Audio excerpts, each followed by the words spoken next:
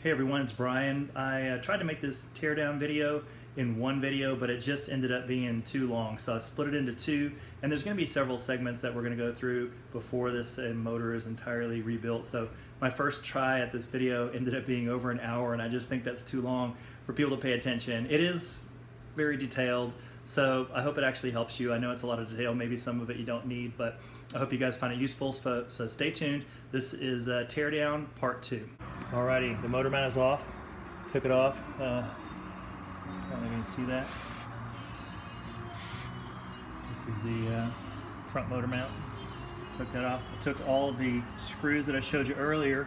They're all out. So it's case splitting time. So I'm installing these threaded rods, these all rods, into the case half on the clutch side, which is the recommended side, although from what I understand from watching some other videos, you can actually split these cases from either side, so I'm not really 100% sure what to believe on that. So this is one thing that I thought, as a newbie you might find challenging, as I have. So there's no specific rule about where you put these, You can put them on, the camera off, here, here, here, and here. So I got 4 threaded holes basically that I can use to put these rods into. I was trying to think like how to spread that load around, when I'm pulling it out, thinking that I've got this back half I've got to manage. So I put them towards these two rather than using this one. I'm not 100% sure if that was a brilliant move or not, but I guess we're going to find out when we get the crank puller on, the case hat puller on there, and see what happens. Alright, so I'm going to show you how I ended up setting this thing up. So they make a point of saying that, obviously this piece, the whole fixture, needs to be, parallel with the face of the crankcase, and that seems pretty obvious. So, this is the way it kind of configured when it's done. It's not really what I would like, to be honest. I wish there was another way to make this spread out into a more of a, a 3-point deal with equidistant apart from each other, but it's not really what I was thinking of. It's almost like a right triangle the way it's looking right there.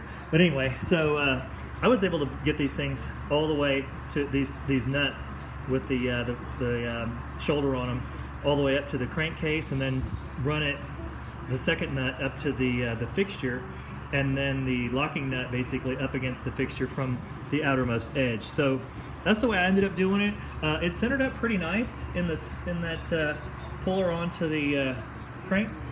So I think it's going to work out okay. All right, so that to me is a definite newbie thing that you might benefit from what I went through to put it together. So, all right, about to split these cases. So I think splitting the cases is something that would really be nice to see live, but possible. I just put a little bit of force into that drive screw, the one on the end here, and it already has split the case there a little bit in the front. Now, I saw a video where the person, and it was something from Rocky Mountain ATV, they said that the case halves need to split parallel to each other as they break loose. Makes perfect sense to me, and if they don't, I have something to help motivate them to split a little bit more evenly. So, I've got my little rubber mallet here, and if I need to, I'm going to put a little bit of heat into that case there to get it to be more cooperative with me. So, I don't know if I can really do this like in a live fashion, because I was mentioning many times before, I'm still a one-handed mechanic. So I don't feel super comfortable just leaving that motor loose. So, all right guys, well sorry, I'm gonna have to turn this off for just a second and split these cases, but I'll show you, what happens as I go along. I still don't have from that half crank turn. Let me see, let me just be bold here. So, a little movement. Sorry for the bad camera angle. A little bit of movement in the front. Still nothing going on in the back. I think it needs a little motivation. What do you think?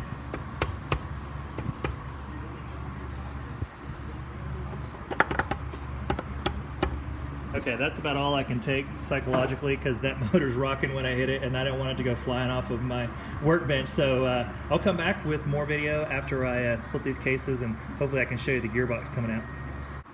Hey guys, so basically I'm at this point where I'm gonna split these cases. So I started working on these the other day, and I did get my little iPad mount, which I'm still obviously learning a little bit.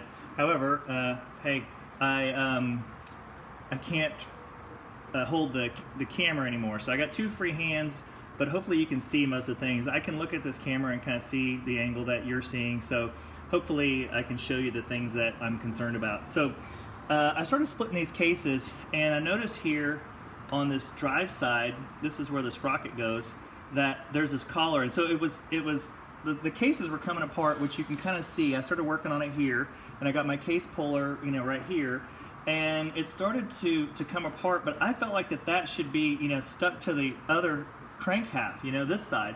So I stopped, and I got my manual out and got on the internet like I do for everything, and I looked and looked and looked to try to find the solution to that. So here's what I came up with. So this is what the book recommends, so I'm going to do this with you. So the first thing is, they say to take this collar off of the crank, okay? So that one comes off pretty easily. I actually did not manipulate that before I started the video. It was just like that. So I'm taking that collar out. However, this is where it gets a little bit trickier, and that is that the manual also says to remove this collar right here, and this one is not friendly. It does not want to come off with any kind of ease, so I'm not sure, you know, what to think about that. That's the reason I stopped before. So here's what I'm going to do. I'm gonna work this extractor a little bit more and see if this thing ends up staying on the other side of the crankcase like it's supposed to. And I've got a rubber mallet, and I thought, you know, maybe just massage it a little bit to kind of keep it on the other side, but that doesn't seem to be doing a whole lot. So anyway, so here's where we are. So I'm going to continue to remove this case half with my socket, wherever it went. Where'd my big socket go? Well, maybe I just use this wrench. So, by the way, I know a lot of engineering type people think that crescent wrenches are bad, but I personally think they're really useful for a lot of different work, and they're underrated in what you can do with them. I think they're fantastic. So, okay, so I just gave it a couple little cranks, and you can see it's not coming, the crank cases are not coming apart evenly, so I'm going to give it a little tap to kind of, no, that's just not working. I don't like that. So I may just go ahead and squeeze them back together and try to work on that collar. I just feel like that should come out with like less difficulty, but it just doesn't want to. So I'm a little bit in one of the states of being perplexed. You know, that should, oh, there we go. Okay, well, something happened, but this is still connected, okay? So that I don't really love. It's still connected to the side of the crankcase that I feel like it should not be, but you know, the crank did open up a little bit there, so that's back together. But that collar, you know, I don't know what. Maybe this is some of the problem that I have with the gearbox, is this collar in some way. I don't know. I mean, I kind of doubt it, but who knows? It's strange that it won't come out with a little bit less stress. So let me see if I can put these things back together and affect some collar removal, because I did get ahead of myself. You know, I missed the directions where it said to remove the collar first before I started doing the crank splitter.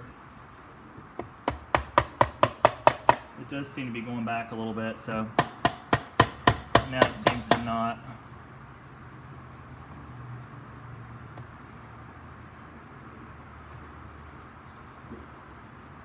Gosh, I wish that thing would just, you know what, I can see a larger shoulder showing now. Maybe I can get a grip on it with a tool or something.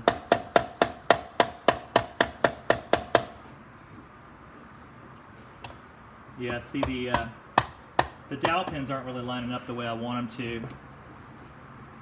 Man, I wish that would just come out and be my friend. I'm gonna try something. See if I get it to move a little bit with these channel locks. Maybe I can just get a little grip on it and get it to come out. It's not the most delicate thing, but this is going to be replaced anyway. Let's see if I can get a little edge on it and get it to come out. Yeah, it sure doesn't seem like it.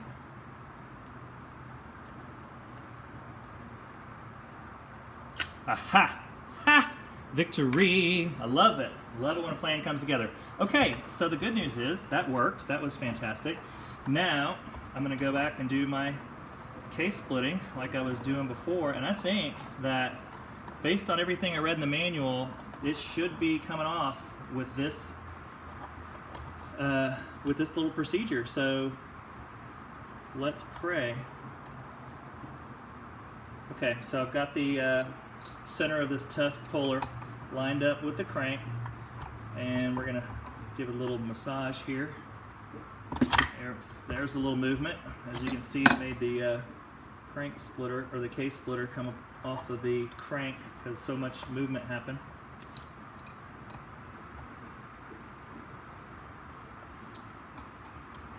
Yep, coming apart.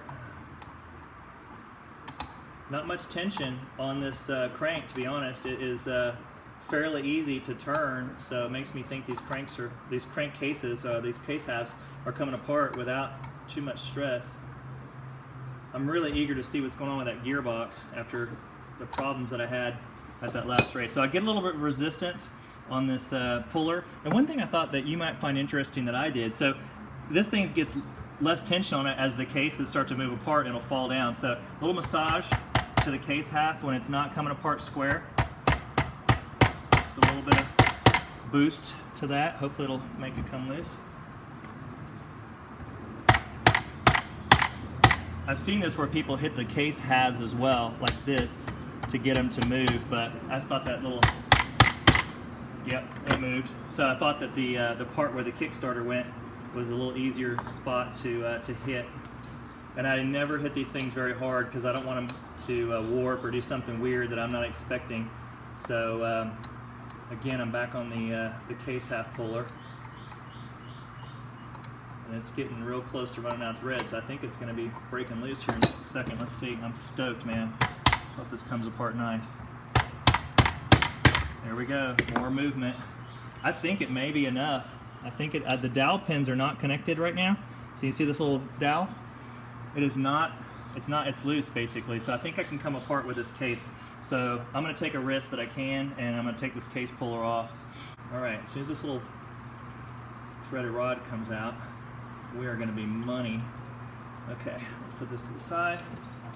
So, I got a rag here because I want to be able to keep track of these gearbox parts. So, I've done some reading on transmissions, and they say that once you get the case half split, you want to make sure, obviously, that you keep all the transmission pieces in order for reassembly. So, all right, so here we go. Putting this sucker on its back. And I've also been reading you need to watch for washers and things like that to make sure that they don't get lost. Now, I think as I laid it down, it made it go back together. That's funny. Oh man, come on. Come on, case half. I know you want to come off. I can tell. Alright, gearbox is still there. Now this, I saw in a video, it should, to me, stay on the other side. So, you know, I'm wondering if this is really part of my problem. I don't want all those gears falling out of there. But you know what? I feel like that should be staying on the other side of the case half. So I don't know why it wants to come over with this side. So unfortunately, as much as I want to not spill these gears everywhere, it may just not be in the cards. So we'll see. So it does not seem like it's going to come out any other way. That is not moving. Hope I didn't mess something up, but nothing I can't fix. Gotten this far, I'm going to be able to get all the way.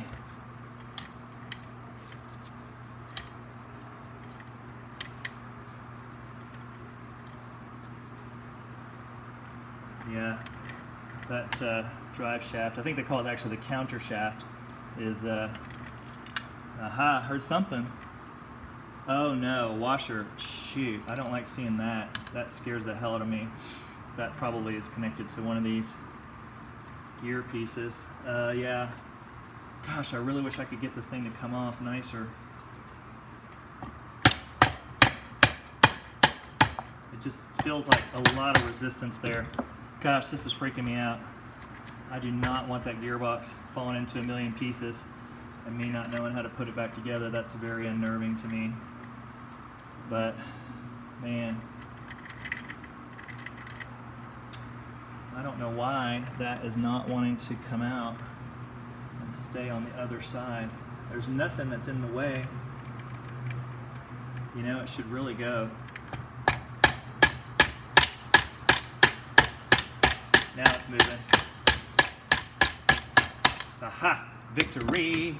All right, so let me get this lined up. I did lose some parts I can see on the inside, particularly the shifter drum came loose, I can see it. So it fell out. I don't know if you can see that. The shifter drum fell out. So there's a fork, shifter drum, I got a gear there. Now what I'm doing is watching for any washers and stuff that might come out. So one of these gears has come loose, I can see. Okay, that I watched it. This one that is loose goes here. Okay, and now I got a couple parts. That looks like an O-ring and a washer. Okay, there we go. So this is the case half with a couple of loose parts, which I hate. I'm not very happy about that. Uh-oh. Oh, that's the dowel. Okay. So this piece, I only know this from watching videos, goes in here, something like that. So I have a few parts, man, that I don't know really where they go, but it's just gonna have to be that way. If I had to guess, this one probably goes there, you know, but who knows. So now I've got my gearbox pieces, and I do not see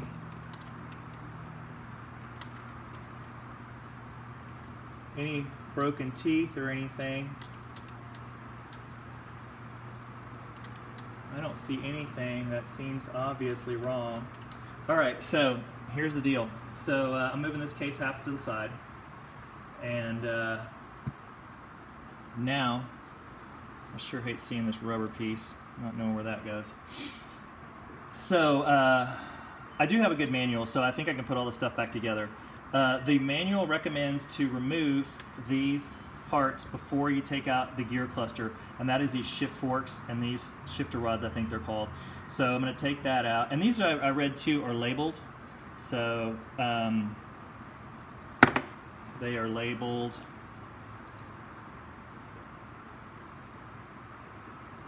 I don't see any label though. I thought they said like left, right, center. So I'm pulling this out. I'm just going to keep these together. All right, so you know, I'd made a mistake right there. I have to watch back my video. I'm not sure which way these went in, but this way. It must have been this way. Yeah. So that's that.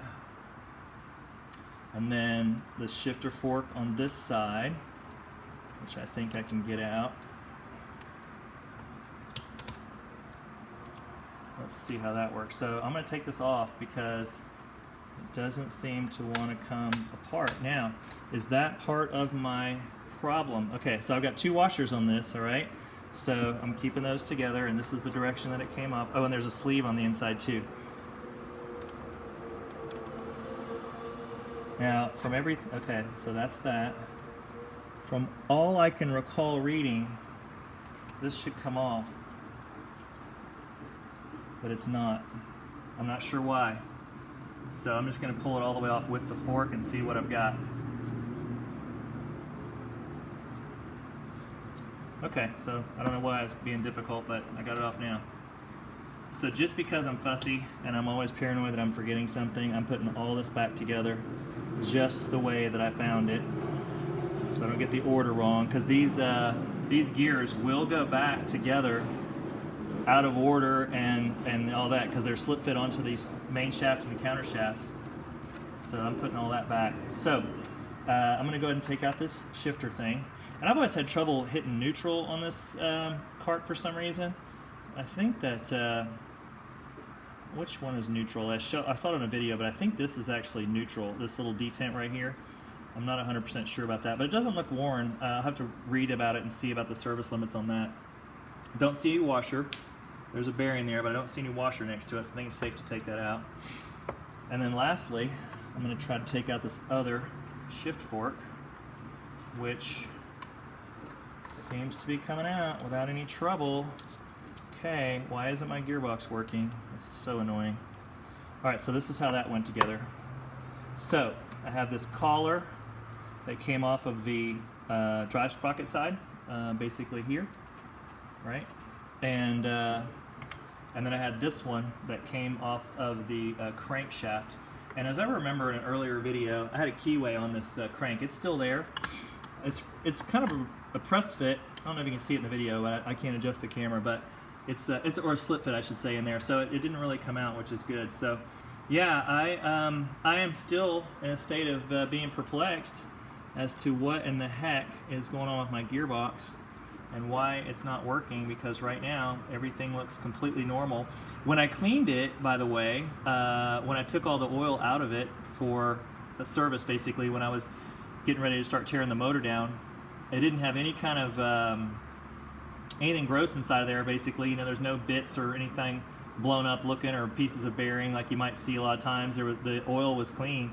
So I'm really kind of stuck on this one. I really don't know right now what is the root cause of my difficulties on this stupid gearbox. So anyway, I guess that's going to be figured out somehow. I mean, maybe if I just rebuild it and do it exactly the way it says in the manual, I'll be good. So all right, this is all I've got for right now. I'm going to take these out later. I've got to clean up and go somewhere right now. I removed the gearbox out of here, and like a lot of things that I'm not familiar with, it made me kind of nervous. The bottom line on the gearbox is this. The service manual shows 5 cogs in each, the main shaft that goes here, and sorry, you can't see that too well. So it shows in this one 5 gears basically on a spline, and on the counter shaft it shows 5 as well.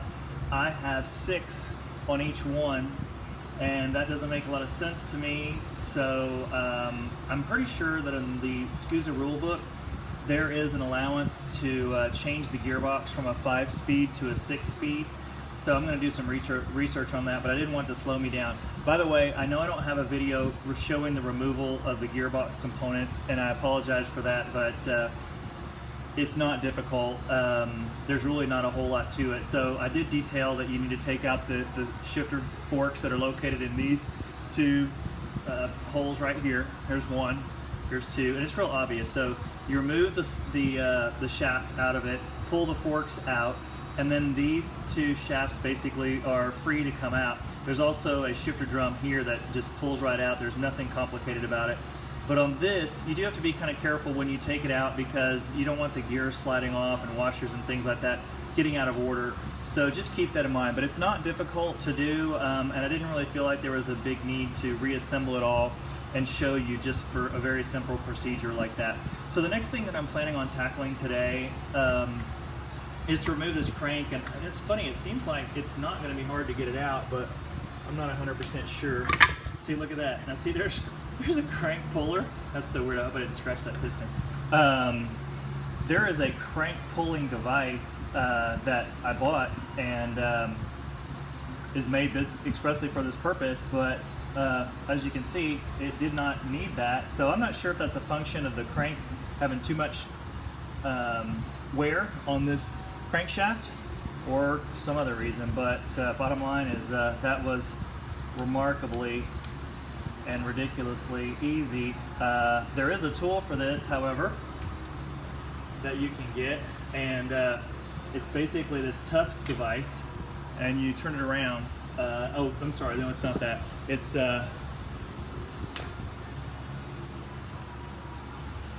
this tusk device, the puller and installer. So I'm assuming that right now, and obviously I don't need it for the for the deconstruct side. So here's what I'm going to do. I'm skipping that. I hope you don't mind, because there are some great videos about these things, by the way. I'm trying more to focus on what it's like to be a first-timer, to do this job, the stresses and kind of the question marks that you face because you've never done it before, more than just the pure technical side when there's lots of information available in the manual and on YouTube. So this is the tool. Basically, we'll use it later when we do the install, but for now, since that crank came out so nice and simple, we're just going to move on. So I've got my 2 crankcase halves, and so I need to remove these bearings. This one has some Phillips heads that need to be driven out with an impact driver. So I was mentioning in an earlier portion that that maybe I didn't need it. Maybe I didn't need that impact driver, but it looks like that I do. So I'm kind of glad that I have it now. That's my next step. So I'm gonna take this gasket basically off, remove these bearings, and remove these retainers basically is the first thing. So after I remove these retainers, and there's some in this one as well, I have read a lot about how to get bearings out, different techniques, different pros and cons, and it looks like it's pretty safe just to heat the cases up to around 300 degrees or so, and you can just, it seems like you can just lay them on this face and the heat will make these bearings basically drop out. If they don't drop out, it's okay to give them a little massage, but you don't want to bash them because you just don't want to possibly score your case. So I'm going to give you kind of close up of what all that looks like. And see those little bolts right there? Oops. Right here. There we go. One. And sorry, I'm bad about getting that camera lined up. And this one right here. So this one and this one, those are going to have to come out with my impact driver. And on the other side, they're going to have to come out with, I'm sorry, when I said impact driver, I meant my impact wrench. I'm going to take those off. These have thread lock on them, medium thread lock. And so I'm going to pull those out and then pull this side out. This one, I've never used an impact driver screwdriver before, so that'll be kind of a new experience. So off with a gasket.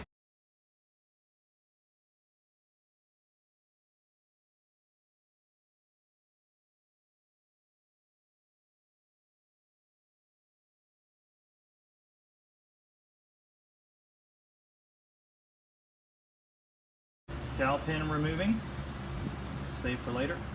I'm going to put these in a Ziploc and mark them. I'm just one of those guys and I have to mark everything so I don't make a mistake possibly later not putting things back. So here's the breather tube. I've always kind of wondered how that went in there, so pretty simple. Just put a tube in there. I've often thought maybe it'd be cool to have a little bit longer breather tube, that I could evacuate into a bottle or something, so it just didn't possibly suck dirt up in there. I don't know if it does, but I've just kind of wondered that sometimes, but maybe not.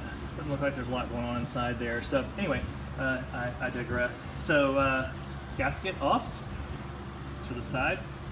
Now I'm going to set up my impact driver to take those out. So that's the next step. So I'm going to pause the video while I set that up. Getting ready to use my impact driver. I got this from Rocky Mountain ATV. It's made by Tusk. And it was really inexpensive. So I did do a little experiment. I took a screw out of my toolbox and tested which direction this thing was spinning when I threw the impact on it, just to make sure I wasn't accidentally tightening. So that's just something you want to make sure. So I can tell the cameras doesn't have like the best view of what we're doing here, so I want to show you. So these are the two Phillips head screws that I'm talking about. I've set in the Phillips head. I don't know if you can see that. Sorry, the lighting's not perfect, but you get the idea. So anyway, Phillips in there. I blocked it here, and I've got a raised surface that I've been working on with the cases. It's just because it's not the same height all the way across. I didn't want to put an undue load on there. So let's see. I've never done this before, so let's see what we got. Taking my big motivating hammer. Hopefully this works. I'm kind of freaked out. Like a lot of times I do something new.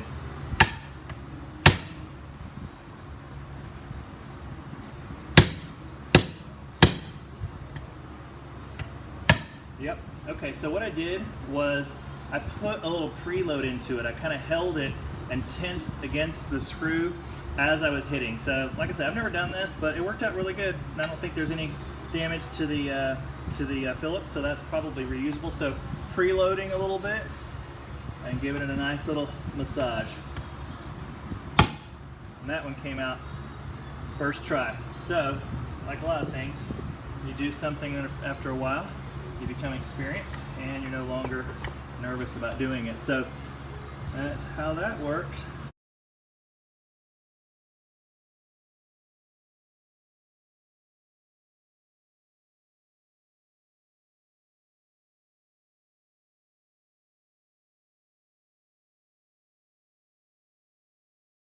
So remove the retaining clips if they'll come out.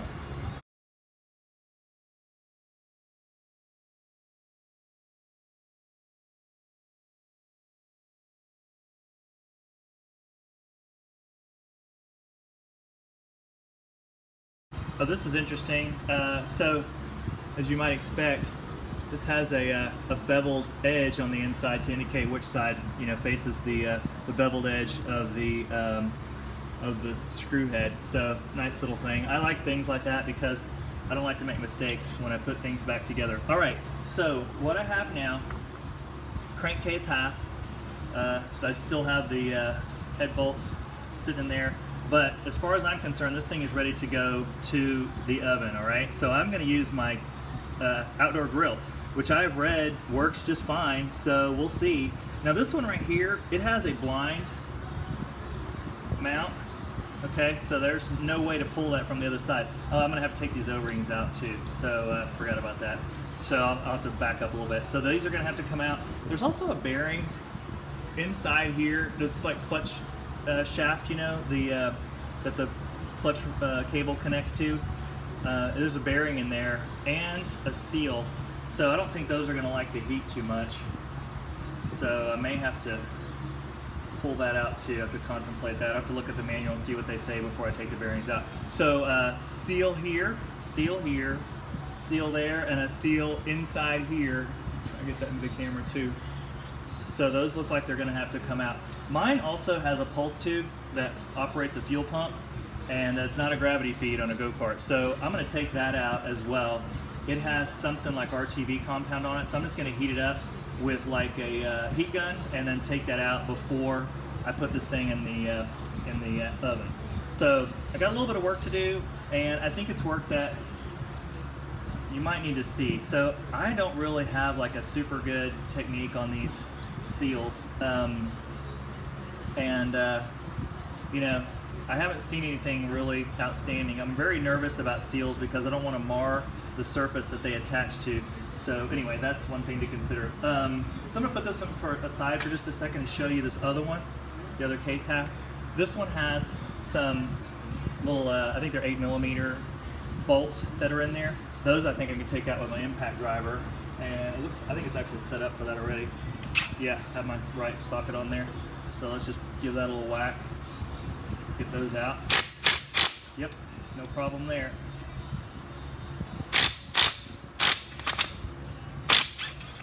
Okay. Cool. So, okay, this goes, it doesn't look like it's any special thing on one side or the other, but I can't really see a chamfered edge. Let me see how the other one is.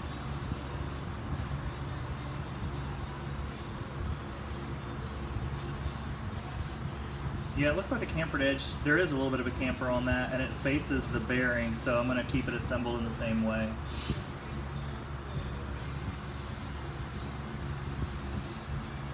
Yep.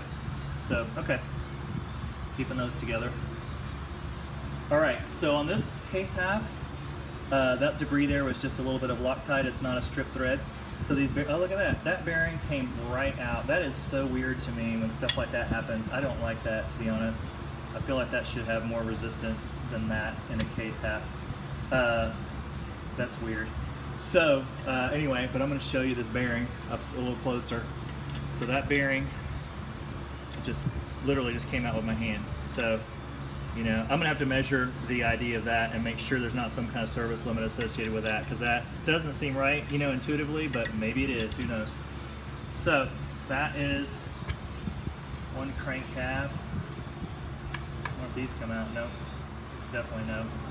That better not. So all right, so I got a seal there that needs to come out. I've got various bearings that face only on this side. I thought there was a bearing there, quite frankly, before, but I don't see it laying around. I'll have to look at my notes. Okay, so fortunately, these look like they will come out.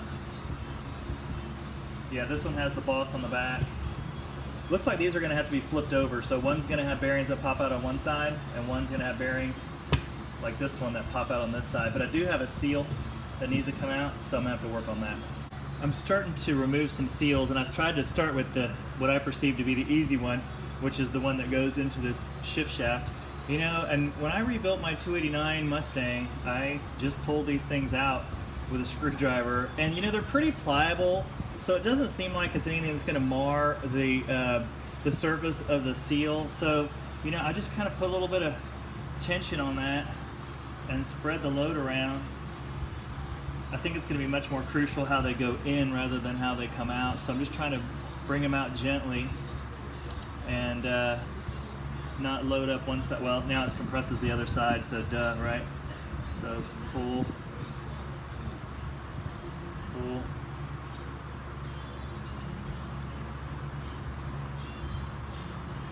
I'm not putting much tension on this at all, by the way.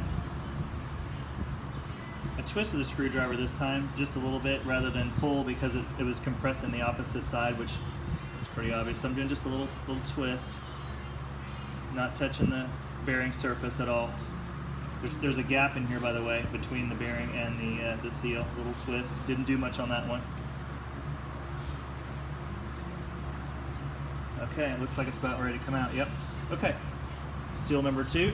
And by the way, I didn't put this on camera, but just because I have never put seals back in, and because I've read and seen pictures of seals that were installed like too deep or too high or what have you, I took detailed photographs of the heights, and also I put my machinist ruler over them like this and photographed the heights and so on of these seals and the bearings. So I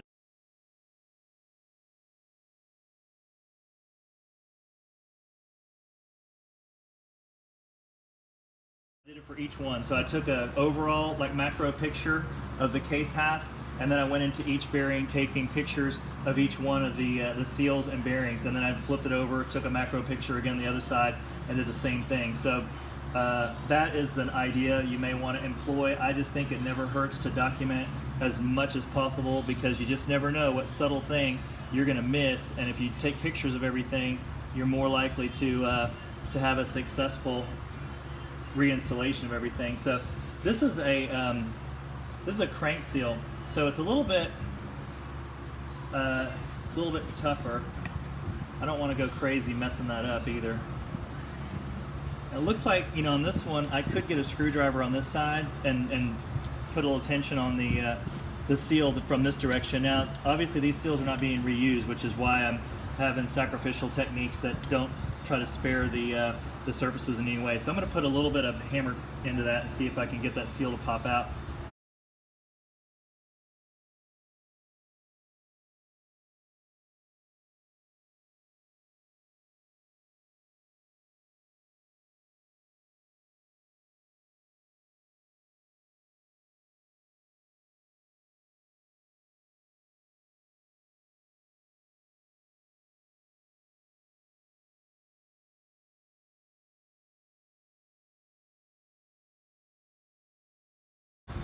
And yeah, it moved down. It was not much resistance, by the way. So usually, you know, when things don't put up a lot of resistance, I feel like it's fairly safe that the metal surface is stronger than a rubber surface. So you're not likely to mar that surface, you know, by knocking things out, because these are pliable pieces. They're bendable and they're not rigid like a bearing is. So I don't feel nearly as risky taking out a seal that gets a little cockeyed in the inside of this bearing face. So just my opinion about that, but I think it's an opinion that's been borne out by experience, having done things like this before and not had any trouble from it. All right, so at this point on this case half, what I'm looking at is the bearings that need to come out. So these are the various bearings. This is a blind bearing, so I'm really hoping that this one will come out with just heat, because I don't have a blind bearing puller. It's a tool that you get that has an expandable collet on the end that you stick inside the ID of the bearing. You stick it in there and it expands, and then you put it like an impact driver, like bodywork mechanics use to pull dents. It's like an impactor on a rod, and that's how you pull those out. So so that case half is done for now. Oh, and there is another seal right here that I need to pull out, and there's a roller bearing inside there for the shifter arm. So let's just take a little shot at that sucker. I don't know if you can see that very well, but you know, again, I've got this camera on a pod now, and hey, that was super easy. All right, so that seal came out with no resistance whatsoever.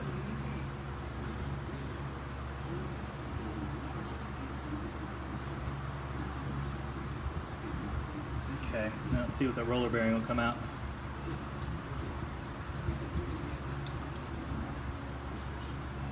Now this one I'm going to be more careful with because I do not want that roller bearing to, yeah, that doesn't want to come out with ease, and I can't really see in there very well to get it out. Yeah, it's hard to imagine that that's a pressed fit though, just because of the location being one that's, you know, hard to get to. Yeah, I want to put a lot of pressure on that. Well, you know what I'm probably going to do is I'm going to throw my heat gun on that, but not right this second.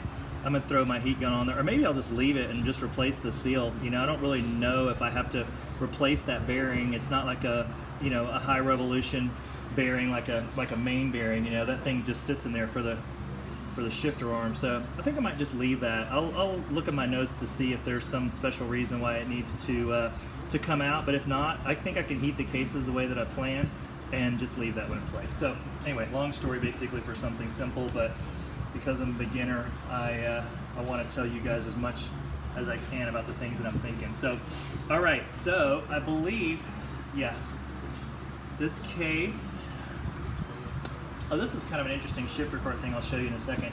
Yeah, this, oh, I've got this seal to come out. Let's try that real quick. Oh, now this is a seal that will only come out one way. I can't really put a tool on the back side of this one because of the bearing being in the way. So now that pressed it down, by the way. See, that's what I was talking about with the seal height.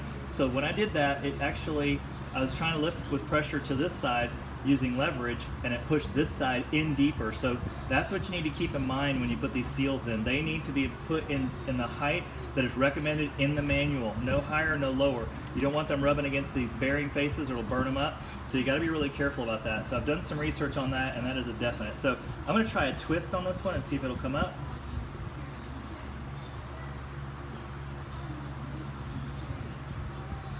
Not really. I'm going to try to put a little leverage on it, but I get nervous, like I mentioned, about putting leverage on these bearing surfaces because this one is a main bearing and it is an important bearing. You do not want to mess up the face of a bearing for the main bearing. Okay, that's going down on this side, so let me see if I can leverage that.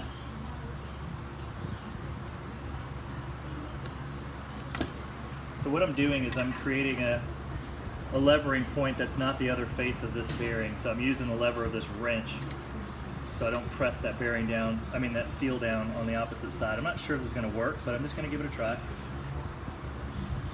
Not really.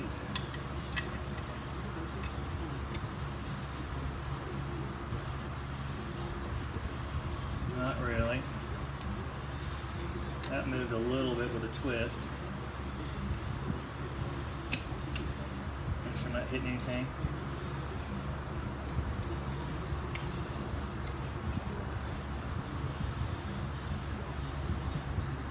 I'm not putting a ton of force on this because I'm a little nervous about this technique that I'm employing to get this up. So I'm not putting a ton of force on it. I don't want to scar any of these surfaces. Okay, it's coming. It is coming up. Yep, poof. All right, another one down. Sweet. All right, and this case half, all the bearings are out. This one just fell out on its own. So I am replacing that bearing. So all the bearings now, the seals are removed on this side. So this one is a unique one, however, because I'm gonna have to heat it on both sides. So what I'm gonna do is clean it real good with some solvent, like brake cleaner or something, and then wipe it down real good because I don't need any burning oil smell in my grill that I cook my chicken on. So I'm going to clean it up real good. So one thing I was going to mention to you about shifter carts is that they take out the power valve in this. So what's been done is some like RTV or something has been smeared over some bosses or some kind of threaded portion of the power valve in there. So when it heats, it could make that melt. So I'm going to have to replace that. Oh, and there's also one other thing. There's a there's a screw here that I'm gonna have to take out. So I'm gonna take that out with my impact driver. And then before I do any of that, I'm gonna take a moment to bag all these parts and label them so I know which side they go to, because I don't wanna lose track of those things. I get really nervous about losing track of parts, and it inevitably, no matter how hard you try, there's always one or two that seem to fly away. So that's why you gotta use those manuals to make sure that you don't forget a step. So, all right, so for now, what I'm gonna do next is I'm gonna clean these. I don't think you're gonna need to see that in the video. So I'm gonna clean them real good. I'm gonna remove this this screw, that's there. And I'm also gonna take the drain plug out of the bottom. That's the gearbox drain plug. So basically these cases will be completely naked with the exception of the bearings, which I'm gonna heat and take out. So that's gonna be the next thing. So I'm gonna clean this to get it ready for heating and bearing removal. I've cleaned these cases really well, and basically what you do is you cook these cases for about 20 minutes or so, and it's supposed to expand the aluminum enough that the bearings will fall out. I've done some stuff kind of similar to this, but not exactly. Never on a dirt bike motor either, so as far as pressing out bearings, I've done some of that work before, but never using this heating method. So what I'm going to do is heat them up, and then after I'm done, I'm going to take a case over to my portable shop I've created. So I brought some sockets over just in case some of those bearings need a little bit of a boost to come out, but allegedly they don't. And then in addition to that, I put a rag here on top of my porch, and under that is a piece of plywood. So basically I should be able to slam the piece of case half against that wood and rack, and hopefully the bearings will just come out. One of these case halves takes two sides, the other one only is one side. The bearings, in other words, they have to be flipped over from one side to the other. So this will be an interesting experiment, and I will definitely be interested to see what the results are. So the next step is to get this temperature down. As soon as that's going, we're throwing these things in the oven. Okay, so I've had these engine parts in this grill for 20 minutes, and the lowest I get the temperature to run was 280 degrees, which actually is about right. So unfortunately, because I've only got one hand in this part, I'm gonna have to lay this camera down. So I will just relay to you what is going on in my makeshift workshop here. But basically I'm gonna take these cases out. I'm gonna start with the one that needs to be flipped twice, and hopefully they'll just come out without a whole lot of trouble. So I got my oven mitts, and we're about to go to town and see what happens.